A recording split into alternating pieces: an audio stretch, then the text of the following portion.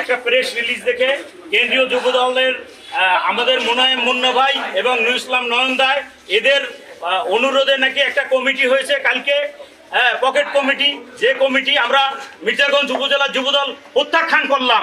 বিগত দিনে এই ফ্যাসিস্টদের নিয়ে এই কমিটি হয়েছে।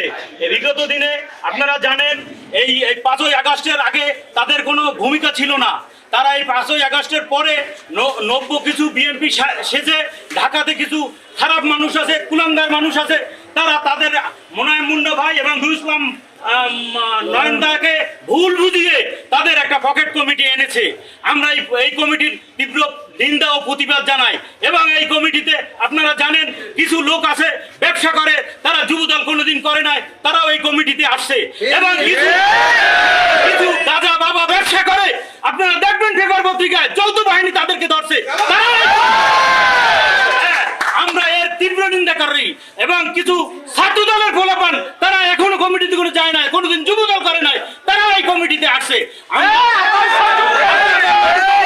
আমি দেশনায়ক তারেক রহমানকে বলতে চাই যে অচিরে এই কমিটি স্থগিত করে, বাতিল করে, নূতন করে আপনারা এই কমিটি তদন্ত করে, আপনারা জানেন কারা দুর্দিনে ছিল, কাদের নামে হামলা মামলা ছিল, তাদেরকে নিয়ে আপনারা সুন্দরভাবে কমিটি করেন। এবং এই কমিটির ব্যাপারে আমরা জেলা যুবদল